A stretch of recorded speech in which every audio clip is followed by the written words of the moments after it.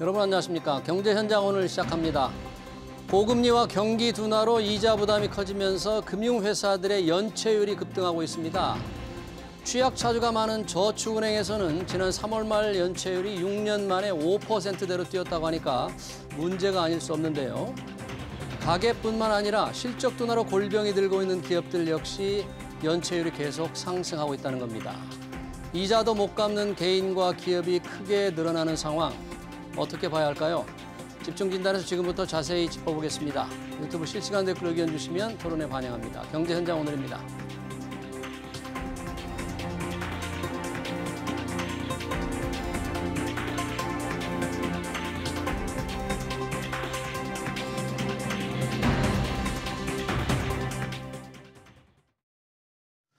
네, 급등하고 있는 연체 상황 토론하기 위해서 두 분 모셨습니다. 주현수 한국금융연수원 교수, 이인철 참좋은 경제연구소장 나오셨습니다. 두 분 어서 오세요. 네, 반갑습니다. 안녕하십니까.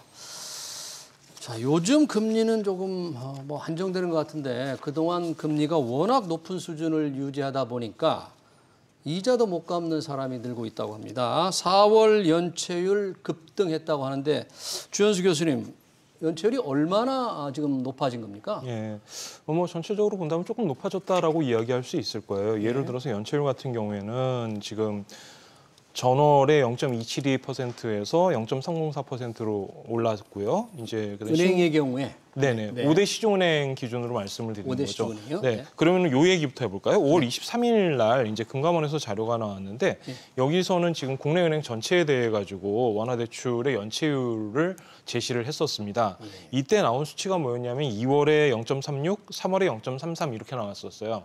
그런데 지금 나와 있는 숫자는 5대 시중은행들의 숫자니까 이것과는 조금 차이가 난다라는 거죠. 그래서 혼란의 여지가 있기 때문에 이 부분 먼저 말씀드리고 그래서 5대 시중은행들의 3월 그 연체율 수치가 0.272였는데 이게 0.304%까지 이제 올라갔다라는 얘기죠. 5대 시중은행이라고 하면은 아무래도 큰 은행들이고 그 어느 정도 그 관리가 잘 되는 그런 은행들이기 때문에 상대적으로 연체율이 낮을 수밖에 없는데 여기에서 지금 증가세가 나타났다라는 점에서 4월 수치가 전체적으로 더 안 좋을 수 있을 것이다라는 그런 부담을 갖게 되는 것이죠. 네, 지금 그래프를 화면을 보니까 작년 0.1%대 쭉쭉 계속 올라와서 지금 0.3%대면은 1년 전에 비하면 굉장히 올라간 거네요? 맞습니다. 예. 그러니까 이제 연체율 급등의 어떤 이유가 뭔지, 추세가 어떤지, 정말 이제 빚을 갚을 능력이 안 돼서인지를 좀 따져봐야 되는데요. 원인은 크게 두 가지입니다. 코로나 기간 동안 굉장히 저금리였어요. 그러니까 이제 그때 늘어났던 대출의 청구서가 날아오는 거고요. 그리고 아마 2021년 8월부터 이제 기준금리가 인상이 됐기 때문에 당시 0.5%였거든요. 근데 불과 1년 반 새 3% 넘게 기준금리가 올랐어요. 여기다 가상금리가 더해지기 때문에 대출금리는 그 기준금리 인상폭의 거의 2배 가까이 됩니다. 자, 그러다 보니까 아직 사실 연체율 하게 되면 0.몇 %야, 1%도 채 되지는 않습니다.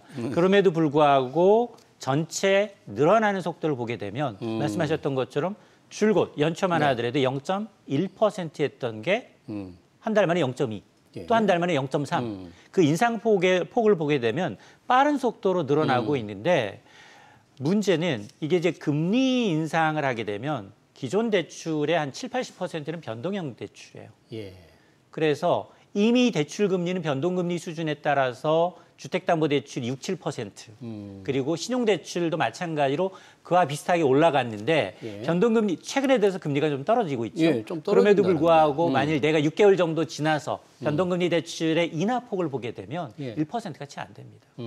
자, 그러다 보니 실질적으로 이제 이 차주가 느끼는 그 부담은 아마 상반기보다 하반기에 더 커질 수 있다는 겁니다. 하반기에 시장 금리 수준이 조금 안정돼 있고 한국은행 기준금리도 지금 3.5%에서 동결돼 있는데 시간이 가면 이자 부담, 차주들 느끼는 부담이 더 커질 수 있다? 그럼 더 걱정인 거예요? 지금 앞으로 상황을? 지금 현재 상황에서 좋다고 보기는 어렵죠. 일단 경기만 본다고 하더라도 경기 자체가 하반기에 좋아질 것이다라고 이야기를 하는 경우는 그렇게 많지 않죠. 긍정적인 경우라고 하더라도 4분기에는 조금 개선될지 몰라 정도의 언급을 하는 정도이기 때문에 경기도 안 좋은 상태이고 지금 말씀하신 바와 같이 그런 상황에서 한국은행이 금리를 낮출 수 있겠느냐 이 부분도 좀 쉽지 않은 상태란 말이죠. 예. 인플레이션도 감안을 해야 되고 그렇다라고 한다면은 변동형 대출로 되어 있는 경우에 아까 말씀하신 바와 같이 금리가 계속해서 지금 떨어지고 있는 게 실제적으로 돈을 상환해야 되는 입장에서는 그게 전혀 와닿지 않는단 말이죠. 네, 실제로. 왜냐하면 예. 6개월 전과 비교를 해야 되는 거니까요. 예. 그렇기 때문에 지금 그런 점에서 봤을 때 하반기에 이 부분이 급격하게 좋아질 것이다. 빠른 속도로 회복될 것이다. 그런 식으로 보기에는 굉장히 어렵습니다. 예, 더 이자 부담 걱정해야 될 상황이다. 그런데 아까 5대 시중은행 기준으로 연체율을 4월 말 기준으로 0.304%로 말씀해 주셨잖아요. 이게 금융회사별로 좀 다를 텐데 왜 이 저축은행, 뭐 카드 이런 데 연체율이 훨씬 높아요 지금? 맞습니다. 이게 통상적으로 보면 1금융권은 워낙에 이제 대손 충당금도 많이 쌓아놓고 부실에 대비해서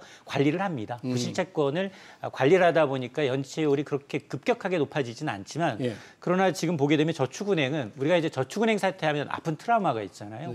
2012년, 13년 당시의 연체율은 20% 내외였어요. 20%까지 올라간 적이 있어요? 있습니다. 예. 근데 지금은 보게 되면 5% 이것도 사실은 5, 6년, 6, 7년 만에 처음입니다. 그러니까 10명 가운데 저축은행 대출 5계좌 정도는 지금 연체하고 있다는 얘기고요. 이자를 못 내고 있다 이거죠? 그렇습니다. 여기에다가 이제 신규 연체율도 있지만 석 달 이상 연체할 경우에는 이건 부실채권으로 야 저거는 돈 빌려줘도 받지 못할 부실채권으로 간주를 하거든요. 이 여신도 이제 5%를 넘어섰습니다. 고정이하 여신비율도 5%를 넘어섰는데 이게 아마 불과 한 석 달 사이에 1%포인트씩 늘고 있다는 게 문제거든요. 그러면 이 도대체 누가 이렇게 빚을 졌느냐 이 원인을 좀 따져봐야 되는데요. 아마 크게 보면 두 가지라고 봐요. 하나는 2030 세대들이 그동안 이제 영끌하면서 주식 투자하고 집 샀던 것들에 대한 청구서. 또 하나는 아마 이제 자영업자들 코로나 기간 동안 정상적인 영업을 못했기 때문에 운영자금을 가계대출로 빌렸던 분들이 꽤 계세요. 이런 분들이 사실은 대출을 계속 늘렸어요. 늘릴 수밖에 없는 상황이었고 그나마 이제 정책 당국이 한 5차례 이상 좀 상환을 유예해 줬지만 이게 만기가 돌아오기 시작합니다. 빚은 언젠가는 탕감이 이외에는 방법이 없잖아요. 본인이 다 벌어서 갚아야 되는 수순이다 보니 아마 지금 뭐 저축은행도 충분히 대손중단금을 쌓아놓지만 이른바 3고라고 해서 고물가, 고금리 이제 그리고 고환율 현상이 이어지다 보니까 아마 개인을 포함한 중소기업 그리고 가계대출 연체율이 동반해서 다시 오르는 상황이 이어지고 있는 겁니다. 네, 연체율이라는 게 조현수 교수님 우리가 연체하면 뭐 이자를 몇 개월 못 갚으면 연체라고 그러는 거예요? 30일 이상이 되면 연체로 보는 거죠. 한 달? 한 달 못 갚으면 바로 연체가 되고 그다음에 이게 아주 못 갚아서 부실자다. 부실 쪽으로 가게 되면 이제 3개월 이상이 됩니다. 3개월 이상이 되면은 지금 다 함께 올라가고 있는 거죠? 전부 다 같이 올라가고 있습니다. 부실률이나 이런 게 모두? 예, 맞습니다. 근데 경제 상황이 아까 조금 지금 나아질 기미가 우리 한국 경제 상황은 별로 없잖아요. 지금 많은 사람들이 그렇게 생각하고 있죠. 네. 뭐 상저하고 했는데 하고가 안 되지 않느냐 뭐 해서 더 어려워지면 이자 못 갚는 사람이 좀 얼마나 늘어날 것 같습니까? 이게 글쎄요, 뭐 이 부분에 대해서 뭐 간단하게 이야기하기는 어렵습니다. 다만 이제 몇 가지 그 자료를 좀 볼 수가 있는데 예를 들어서 개인 파산 같은 경우에 지금 4월까지 보면은 약 13,650건 정도가 나와가지고 개인들의 파산 건수. 네네, 이게 이제 접수 건수 기준인데요. 이거는 사실 작년 그 4월까지 숫자와 비교하면 크게 다르지 않은 수준이에요. 그런데 문제는 뭐냐면 개인 회생 쪽에서 나타나고 있는데 개인 회생은 뭡니까? 개인 회생은 이제 그 돈을 갚기가 어려우면은 사전에 신청을 해가지고 일부를 이제 유예받는다거나 탕감받는 거나 하고 이제 나머지 부분을 상환하는 그런 형태가 되는 것이죠. 빚 갚기 어려우니까 좀 도와주세요 하고 법원에 이제 회생을 신청하는 거군요. 그렇게 되는 거죠. 그게 그렇게 많이 늘었어요? 이게 지금 4월까지 누계가 약 4만 건 가까이 되고 있는데 이게 전년 동기로 따지면 전년 동기는 한 2만 7천 건 정도란 말이죠. 그러니까 이 부분에서 굉장히 많이 올라가고 있다라는 점. 그러니까 지금 4월까지의 숫자인데 이거를 보면은 대략적으로 한 15%에서 20% 정도 올해 그 상승하는 걸로 나타나고 있습니다. 예. 물론 이제 단순한 그 숫자이기는 하지만 지금 이런 부분에서 좀 문제가 나타나고 있다라는 점에서는 조금 고민해봐야 될 그런 상황이라는 거죠. 지금 개인 회생 법원에 좀 빚을 조금 구조정해달라고 요청하는 거 다 못 갚으니까 그리고 개인 파산은 많지 않지만 법인들의 이 기업의 파산, 기업의 부도는 빠른 속도 늘고 있습니까? 예, 기업 같은 법인 파산 같은 경우에도 보면은 지금 올해 4월까지 460건이에요. 예. 그리고 작년 1년 동안에 1,004건이 접수가 됐단 말이죠. 예. 그러면은 이게 대략적으로 여기에서도 상당히 크게 지금 증가하고 있는 모습을 보이고 있다라고 이야기를 할 수가 있는 거죠. 예. 경제 상황이 안 좋고 그러다 보니까 더 걱정이 되는데 사실 아까 잠깐 우리 이인철 소장이 언급을 해주셨지만 왜 자영업자들 빚 지금 다 연장해 놨잖아요. 맞습니다. 정부가 몇 차례 코로나 때문에 어려운 상황 좀 넘기자면서 연장을 했는데 대략 어느 정도가 지금 연장된 거고 이게 만기가 어떻게 되는 것이고 이거 계속 연장을 할 수 있는 거예요? 어떻게 되는 겁니까? 일단 금융당국의 입장은 더 이상 연장은 좀 어렵지 않겠느냐라고 보고 있거든요. 자, 그런데 지금 올해 3월 말 기준 이 5대 시중은행의 코로나19로 인한 대출 만기 상환을 연장해줬거나 유예한 금액을 봤더니 37조 6천억 원 상당이에요. 37조 한 6천억 원 상당. 5대 시중은행이. 그렇습니다. 네. 사실 그 코로나 조치 이후에 이제 거의 5번 정도 이제 연장이 돼서 만기가 오는 9월입니다. 자, 그러다 보니까 사실은 이제 이 새출발 기금 명목으로 이걸 좀 만기는 이제 더 연장하지 않되 새출발 기금 명목으로 적어도 이제 연체가 3달 이상 발생한 경우에는 탕감을 좀 해주고 최대 80%까지 또 3개월 미만이라면 굉장히 고리의 대출을 받았을 경우가 있기 때문에 그걸 9% 이하의 조금 저리로 갈아탈 수 있게끔 한 10년 정도 상환을 좀 분할 상환할 수 있도록 지원을 하고 있습니다. 근데 새 출발 기금에서. 기금. 근데 여기 정책 자금이 한 30조 원 정도가 이제 내년까지 예상이 돼 있는데 지금 신청한 분이 그다지 많지가 않아요. 보니까 지난달 30일 기준에서 한 2만 3천여 명이 3조 한 4천억 원 정도로 신청한 것으로 집계가 되고 있거든요. 그런데 이게 당초 이제 정책 자금을 한 30조 원 그리고 아마 신청자가 한 40만 명 정도를 예상했다면 너무 좀 저조하다. 당초 예상했던 것이 한 11% 정도만 신청을 했다는 얘기예요. 이자도 좀 깎아주고 그렇게 조금 조정을 해주는데 왜 이렇게 그렇습니다. 신청을 안 했을까요? 비탄감 규모도 보니까 지금까지 받았던 분들 가운데는 1인당 비탄감 규모, 원금 한 1,000억 원 정도 됐고요. 평균 한 72% 정도 감면율을 보이고 있고 이자율도 봤더니 한 4% 넘게 이자도 깎아줬어요. 자, 그럼에도 불구하고 신청이 저조하다라는 얘기는 사실은 이게 도덕적 해이 논란이 충분히 될 수 있거든요. 자, 그러다 보니까 문턱을 조금 높였어요. 그러다 보니까 원금 조정을 받은 부실차주의 경우에는 2년 동안 각종 채무 프로그램의 이용 내역을 다른 금융권과 공유하도록 하고 있습니다. 그러면 이분이 이 이제 신용 회복 기금, 재출발 기금을 받았다는 이유에 기록에 남기 때문에 앞으로 다른 신규 대출이라든가 카드 신청이라든가 이런 데 제약을 받을 수 있으니까 조금 머뭇거리고 있다는 얘기거든요. 물론 일부에서는 차라리 야 이게 3개월 이상이 기준점이라면 나 지금 한 2년 2개월 보름 정도다. 한 보름만 더 연체하게 되면 이제 지금 원리금 감면을 받을 수 있기 때문에 이런 이제 이 도덕적 해이를 좀 방지하기 위해서 일부러 좀 가이드라인을 만들어놨던 것들이 오히려 이제 이게 허들이 돼서 당사자들의 참여도가 좀 낮은 게 아니냐라는 이제 지적이 나오고 있는 겁니다. 그렇군요. 연장해준 자영업자들의 연장 대출금에 좀 혜택을 볼 수 있는 새출발 기금의 제도를 몰라서 이용하는 게 아니고 맞습니다. 이용하는 데 따른 부작용. 어떤 조건 이런 장애물이 조금 있다, 불이익이 있다 그런 얘기인데요. 그러면 어떻게 해야 될까요? 이 9월에 돌아오는 이 자영업자 대출금 은행들 무작정 다 똑같이 연장해 줄 수는 없는 거죠? 그렇게는 어렵죠. 실제적으로 언제나 이 경기나 이제 연체에 관련된 네. 이슈들, 그다음에 파산에 관련된 이슈들을 언급할 때 조심스러운 부분이 뭐냐면은 예. 누군가는 피해를 보는 사람이 있기 때문에 그런 거죠. 그분이 도덕적 해이가 있었던 아니면 상황이 좋지 않았던 결국은 지금 한계의 상황에 몰려 있는 거고 거기에서 그 도움을 받을 수 있느냐 없느냐라는 부분인데 경제적인 측면에서 얘기를 할 땐 이 부분이 참 얘기하기가 어렵습니다. 왜냐하면은 그러면은 그거를 우리가 어떻게 다 도와줄 건가라고 이야기를 한다면은 그 다음에 나타나게 될 도덕적 해이는 어떻게 감당할 것이냐라는 거죠. 왜냐하면은 그러면은 그 다음에는 또 기회가 있다라고 한다면은 이제 안 빌렸던 사람들도 빌려가지고 안 갚는 거죠. 안 갚을 수 있는 그런 식의 문제가 발생을 할 수 있다라는 거죠. 네. 지금 이런 말씀을 드리면은 사실 지금 어려운 상황에 계신 분들은 굉장히 화가 나실 거예요.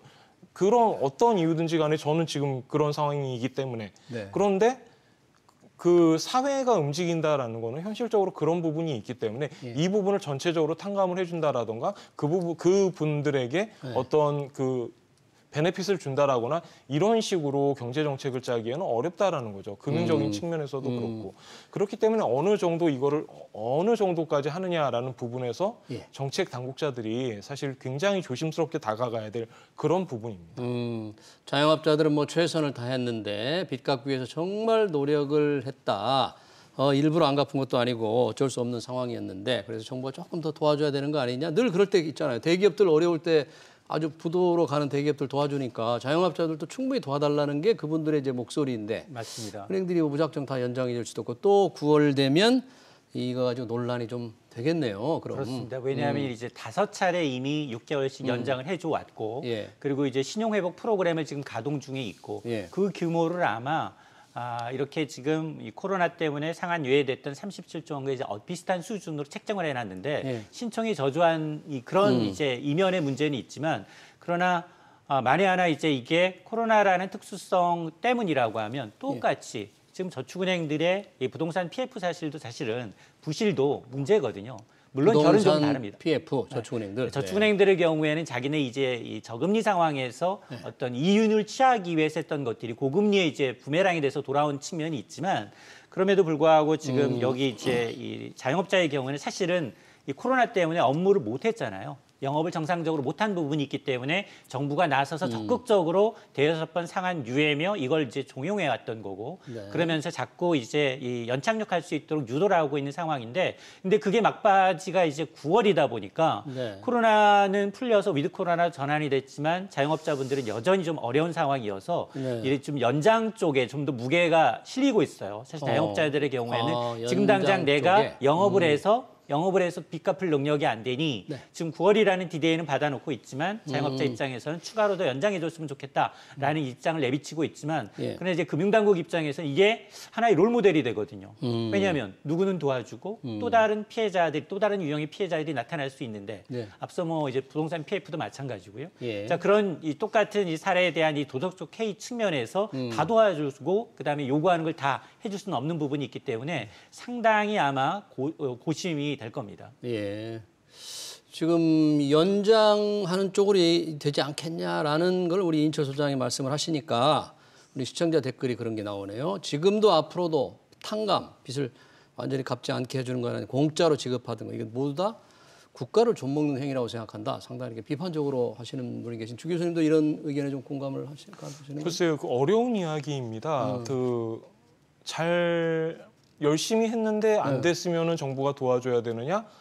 아니면은 그러면은 열심히 했는데 안 됐으면 그 결과를 받아들이고 어떻게 하느냐라는 말로는 좋은데 이게 왜 쉽지 않냐 하면은 그 다음에 나와야 되는 게 복지 정책은 그러면 어떻게 되고 있는데라는 부분이 되는 거죠. 복지 정책. 예. 네. 자, 예를 들어 가지고 제가 어떤 사업을 했는데 잘 안 돼 가지고 제가 파산을 했다라고 생각을 해 보죠. 그러면 우리나라 복지 구조상에서 제가 그 제기할 수 있는 그런 시스템적인 그런 구조가 제대로 안 되어 있기 때문에 그런 부분에서 사실 우리나라의 파산이 제대로 안 돌아가는 부분이 그 부분에 있단 말입니다. 어떻게든 피해야 되는 거예요. 제 입장에서는 그 부분을. 네. 그렇기 때문에 그 부분이 이제 문제가 되는 건데 그래서 제가 책임을 지고 그러면은 어떻게 해야 되는 거죠? 이 부분에서 이제 막히는 거기 때문에 그 부분에서 정부가 도와주든지 아니면 그 전에 조금 더 연장을 하던가 아니면 조금 더 그 노력을 할 수 있도록 도와주든지 이 부분에서 선택을 해야 된다라는 것이죠. 예, 그렇군요. 참 어려운 문제입니다. 자영업자들 열심히 노력해서 코로나로 힘들게 빚을 져서 지금 조금 연장을 했는데 이걸 과연 어떻게 할 거냐. 이 경기 둔화가 계속되면 빚 갚기는 더욱 어려워집니다. 그러다 보니까 자, 한국은행 이제 금리 그동안 쭉 올렸잖아요. 한두 차례 동결을 했습니다만 이제 동결이 아니라 금리를 좀 낮춰서 경기를 좀 도움을 좀 줘야 된다. 경기가 살아나도록. 이런 주장까지 하는 분이 있던데 혹시 어떻게 생각하십니까? 이인철 소장님. 한국은행 기준금리 내려야 할 때다. 이런 주장에 대해서. 지금 당장은 좀 이르고요. 아, 이르다. 그리고 아마 이제 내일 이제 금통위가 열릴 텐데 예. 6명 가운데 2명의 금통위원이 이제 바뀌었어요. 첫 회의입니다. 예. 아마 제 생각으로 개인적인 이제 전망은 두 분이 최근에 바뀌었습니까? 네, 두 분이 바뀌었어요. 그래서 아마 아마 이제 저는 소수 의견도 없이 만장일치로 금리 동결로 가지 않겠냐라고 보고 있거든요. 동결로 갈 거다. 그렇습니다. 2월과 4월 그리고 이제 이어서 금리 동결을 예상하고 있는데 사실은 지금 뭐 이창용 총재가 이제 이번 주 기재회에 출석해서도 똑같은 얘기를 했어요. 지금 올해 성장률 전망치를 낮출 수도 있다. 굉장히 낮춰놨던 게 1.6%였습니다. 한인이 봤던 게. 이걸 더 소폭 낮출 수 있다는 얘기입니다. 그러니까 물가보다도 지금 경기 상황이 좋지 않다라는 거예요. 수출은 부진합니다. 지금 1분기에 그나마 소비가 간신히 우리나라의 역성장을 막아줬거든요. 자, 그러다 보니까 아마 지금 우리나라의 성장률 1.6에서 더 떨어지면 뭐 1.5, 1.4, 3 더 떨어질 수 있는데 잠재 성장률을 밑돌고 있어요. 그리고 전 세계 올해 성장률 전망치가 2.8 정도 되니 우리가 절반 정도 하고 있다는 겁니다. 그러네요. 자, 그러다 보니까 지금 아마 저는 관전 포인트가 금리를 동결하거나가 아니라 한은이 과연 이 경기 전망을 어떻게 할지 여부. 경기 전망을 어떻게 그렇습니다. 6에서 과연 얼마나 낮출지 여부에 좀 더 이제 신경을 쓸 것 같고. 금리는 동결하되 전망을 어떻게 할 거냐. 그렇습니다. 그러면서 사실은 이제 미국이 이미 5월에 이제 FOMC 회의를 하면서 금리 중단 시그널을 보내줬거든요. 자, 그러다 보니 투자자들 시장에서는 미국도 이제 기준금리가 고점에 다다랐구나. 그리고 연내 내지는 내년에는 오히려 기준금리 인하할 것이다라는 것이 선반영되고 있단 말이에요. 자, 그러다 보니까 지금 우리나라의 물가 수준을 감안하게 되면 지난달 물가가 1년 2개월 만에 3% 중반대로 떨어졌거든요. 자, 그러다 보니 지금 현재 수준의 3.5%인 기준금리만 하더라도 물가는 충분히 안정이 기여할 수 있다라고 보는 겁니다. 현재의 금리 수준만으로도 물가 안정 역할을 할 수 있다. 물론 불안 요인은 좀 있어요. 2분기에 전기가스 요금 오른 것도 물가에는 한 0.1% 플러스 요인이니까 하지만 그럼에도 불구하고 이창용 총재 입장은 연말까지는 3%대 머물 것으로 본다라고 얘기를 하고 있기 때문에 사실 지금 물가보다는 이제 경기가 더 안 좋아질 경우 저는 미국보다도 오히려 우리나라가 한 번 정도는 금리를 더 낮출 수도 있다라고 저는 봅니다. 올해 한 번 정도. 그러나 내일은 아니고 당분 좀 이르다 아직 금리 인하 주장. 그런데 그렇게 얘기하는 분이 있어요. 아주 그 저명한 학자도 경기가 둔화된다. 이자 폭탄 지금 심각하다. 우리 연체 오늘 논의하고 있지 않습니까? 그런 상황인데 금리 좀 낮추면 안 되겠느냐라는 주장을 하시던데 우리 주현수 교수님은 이 부분에 대해서는 어떤 입장을 가지고 계십니까?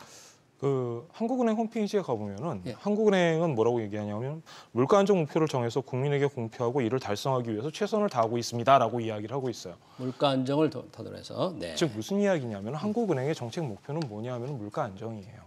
그리고 4월달에 3.7%죠. 그리고 이창용 총재가 국회에서 답변을 할 때 올해 말이 된다면 소비자 물가 상승률이 3%대가 될 것이다라고 이야기를 했죠. 우리나라 물가 안정 목표는 얼마죠? 2%죠. 2%입니다. 그러니까 문제는 뭐냐 하면 지금 현재 3.5%라는 기준금리가 이 2%라는 타겟에 접근할 수 있도록 최선을 다하고 있느냐라는 것이죠. 이거와 관련해가지고 반대로 말씀을 하시는 분들은 아니 그럼 경기가 둔화되는데 라고 말씀을 하세요. 경기가 둔화되니까 재정을 막 풀려고 하지 말고 금리부터 빨리 낮춰라? 이렇게 주장한다 이거죠. 그런 분들이. 그러니까 왜 그래야 되냐는 거죠. 무슨 이야기냐면은 금리를 낮춘다라는 거는 누군가에게 이익을 주는 거예요. 즉 통화 정책의 가장 무서운 점은 뭐냐면은 모든 사람에게 다 영향을 미쳐요.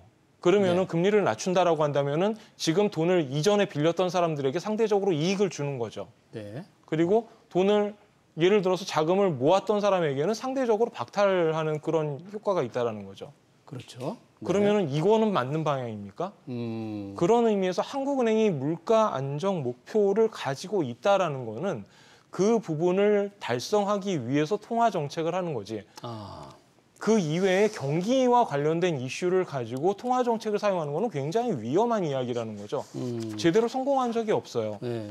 그다음에 이것과 관련해 가지고 이제 반론을 하시는 분들이 어떤 말씀을 하시냐면 그거 다 옛날 얘기다. 네. QE를 봐라. 결국 중앙은행이 하지 않냐라는 거죠. 지금 우리는 경기가 움직이는 상황을 이야기를 하는 거지 크라이시스 상황을 이야기를 하는 건 아니잖아요. 그런 측면에서 기준금리라는 그런 굉장히 무서운 툴을 가지고 그 경기 내지는 어떤 특정 그 부분의 사람들에게 도움을 주기 위해서 그 금리를 움직이는 건 굉장히 위험한 얘기다라는 점을 꼭 말씀을 드리고 싶습니다. 예, 기준금리 인하를 주장하는 분은 또 그런 얘기를 해요, 주 교수님. 이제 지금 물가 걱정을 하는데 물가가 이 공급 측면 있지 않습니까? 원유 가격이 오른다거나 이런 공급 측면의 문제이지 수요, 돈을 더 마구 쓰려고 하는 수요 측면에서 오른 게 아니니까 금리를 그렇게 꼭 내리는 게 반대하는 게 좀 곤란하다라고 주장하는 분들도 있어요. 또 하나의 측면을 보면 한국은행이 전 세계에서 가장 먼저 긴축을 시작을 했어요. 가장 먼저 금리를 올렸다 이거죠? 2021년 8월부터 시작을 해서 적어도 미국보다는 8에서 9개월 정도 앞섭니다. 미국은 지난해 3월부터 금리를 올리기 시작했어요. 자, 그러다 보니 전 세계에서 한국이 가장 먼저 기준금리를 인상을 중단했고요. 다음이 캐나다 이런 국가들이에요. 그러니까 여력이 좀 있어요. 왜냐? 지금 물가 수준도 보면 한은의 기준금리와 물가가 거의 엇비슷한 수준을 가고 있어요. 우리 금리와 물가 수준이 그렇습니다. 비슷하다. 자, 그러다 보니 이 물가를 잡기 위한 금리 인상 정책은 시차를 두고 반영이 돼요. 보통 1년 정도 시차를 두고 물가를 끌어내립니다. 근데 지금 우리가 가장 걱정하는 건 사실 에너지 식음료를 지한 이제 변동성이 큰 근원 물가거든요. 기조적인 물가 흐름을 보여주는 것들이 여전히 한 번 오르면 안 오르는 것들이 있어요. 서비스 요금이라든가 외식 물가라든가 이런 것들이 지금 높아져서 연말에 가더라도 3%로 떨어진다 하더라도 소비자가 체감 못하는 게 문제지만 그건 시간이 가면 현재 금리 수준으로도 충분히 안정시킬 수 있다라는 논리거든요. 그러다 보니 마찬가지로 미국도 지금 이제 연준은 파월 의장도 최근 들어서는 뉘앙스가 좀 바뀌었잖아요. 그동안은 굉장히 강한 매파성 발언을 쏟아냈다가 지금 은행의 불안한 걸 보니 금리 인상의 필요성이 좀 줄어들었다라는 뉘앙스를 비치고 있거든요. 자, 그렇게 되면 이런 시그널을 준다는 자체가 시장에서는 이미 금리 인하에 베팅을 하고 있다는 겁니다. 먼저 반영을 해서. 시장은 최근에 3월, 4월 금리가 내린 이유는 시장 금리가 내린 이유는 연말에 가면 혹은 내년 초에 가면 미국과 한국은행이 기준금리를 내릴 것이다라는 걸 선 반영을 하고 있다는 겁니다. 그러니까 물가가 아무리 지금 뭐 4%, 3% 높지만 그러나 결국에 가면 경기를 감안하게 되면 경기가 물론 한은의 제일 목표는 물가 안정이 맞아요. 그럼에도 불구하고 지금의 상황을 보게 되면 우리나라가 잠재 성장률 밑으로 실제 성장률이 떨어진 건 손가락에 꼽습니다. 그럴 정도로 위기 상황이라는 거예요. 그렇게 보고 있기 때문에 만에 하나 이제 이 정부와 한은이 입장이 달라서 한은이 정말 물가 때문에 이번에 금리를 올려야 된다? 라면 엇박자 얘기를 할 수 있어요. 정말로 위험한 지금 뭐 부동산 PF 가운데서도 지금 증권사, 상호금융, EPF는 2자릿수까지 올라갔어요. 연체율이. PF 연체가? 연체율이. 자, 그러다 보니 지금 미국에서는 그런 이제 이 뭐 실리콘밸리뱅크 은행 파산이 4개 정도 은행으로 지금 좀 잦아들었지만 그게 지금 잠복돼 있는 상황이고요. 그게 유럽으로 거쳐서 아시아로 온다면 우리는 과연 뇌관이 뭘까를 보고 있습니다. 아마 부동산 PF가 되지 않을까라는 생각을 하고 있고 또 미국은 상업용 부동산이 거래가 얘기되고 있기 때문에 하반기에 경기 전망을 상저하고라고 못하고 상저하저라고 얘기하는 이유가 이런 이유예요. 그러니까 이제 이런 것들을 미리 알고 있는 이 한은 총재라든가 이제 이 제롬 파월 의장의 경우에는 어차피 뭐 금융 안정도 중요하지만 지금 하고 있는 이 경기 침체를 감안하게 되면 물가 안정과 그리고 이런 경기를 감안하게 되면 굉장히 고심이 깊어질 수밖에 없고 그 고심이라는 건 상당 기간 동결로 간다는 겁니다. 아, 고심은 상당 기간 동결로 간다? 상당 기간 동결로 가고. 내리는 게 아니고? 맞습니다. 그게 연내이냐 그리고 이제 내년 초냐에 두고서의 의견이 있는 거지 실제로 시장에서는 이미 선 반영해서 금리를 내리고 있어요. 시장에서 내리는데 기준금리 자체를 내리는 게 혹시 환율을 조금 더 자극하는 위험성 때문에 반대하는 측면도 좀 있습니까? 지금 환율은 완전히 논외라고 봐야 되겠죠. 환율은? 예, 지금 환율이 1,310 에서 1,330 수준을 이제 왔다 갔다 하고 있는 그런 상황인데 현실적으로 1,300원 올라갈 때에도 실제적으로 금융시장에서 그거에 대해서 어떤 뭐 뉴스가 나왔다거나 어떤 의견이 나왔다거나 이런 부분은 거의 없다라고 볼 수가 있죠. 지금 문제는 그 말씀하신 것처럼 금융 안정성의 이슈. 우리나라도 마찬가지예요. 부동산 PF가 됐던 아니면 우리가 지금 보고 있는 연체율 자료가 됐던 전체적으로 안 좋아지고 있는 상황인데 이거를 금융기관들이 잘 커버할 수 있느냐의 문제점이 있는 것이고 미국 같은 경우에는 은행이 일부 지역은행들이 파산을 했지만 이것이 실제적으로 원인이 뭐냐라고 이야기를 하면은 좀 난감한 부분이 있단 말이죠. 오히려 우리나라가 지금 상태가 더 안 좋다라고 이야기를 할 수도 있는데요. 그거를 이제 극복하기 위해서 정책 당국들이 부동산 PF 관련해 가지고 자금 지원해주고 있다라든가 유동성을 계속해서 공급해주고 있는 그런 모습으로 진행을 하고 있죠. 연체 쪽에서도 마찬가지고 개인 쪽에서도 마찬가지예요. 그러면은 이런 상황에서 이거가 지금 그 리세션이라고 말씀을 하셨는데 그 어떻게 보면 지금 이거를 금리를 낮춰가지고 할 수 있는 그런 정책 방향이냐라는 부분에 대해서는 좀 생각해 볼 필요가 있다라는 거죠. 좀 우리 교수님은 이제 그런 부분은 좀 반대하시는 거네요. 금리 인하를 할 때는 절대 아니다. 아직은. 지금까지는 그런 상황은 아니다라는 거죠. 그 가장 중요한 부분이 이거예요. 그 아까 이제 잠깐 언급하셨었는데 전기 가스를 못 올렸잖아요. 제대로 못 올렸죠. 이게 대략적으로 지금 50원 정도 이야기를 하고 있고 그냥 대충 추산만 한다고 하더라도 한 0.4%포인트 정도 CPI에 영향을 미칠 거다라고 추론을 하고 있는데 그 연말에 3%라는 게 과연 이거를 어떻게 처리하고 연말에 3% 초반대가 된다라고 예측을 하고 있냐라는 거죠. 그다음에 두 번째, 안 올리겠다? 좋습니다. 뭐 몇 번 더 미룰 수 있다라고 생각해 보죠. 그럼 그건 어디로 가죠? 누가 감당하느냐 결국은 금융시장으로 갖고 채권 발행을 해야 된다라는 거예요. 한전이 뭐 법적인 문제 이런 걸 다 떠나가지고 채권을 발행을 해가지고 그 채권을 누군가는 인수를 해야 돼요. 그럼 유동성이 거기서 말라간다라는 거죠. 우리는 똑같은 현상을 작년 하반기에 봤었죠. 그때 난리가 났었죠. 채권시장. 그래가지고 채권시장에서 유동성 문제가 발생을 하고 그거를 이제 정부가 나서가지고 은행들을 자금을 이제 받아가지고 처리를 했었단 말이죠.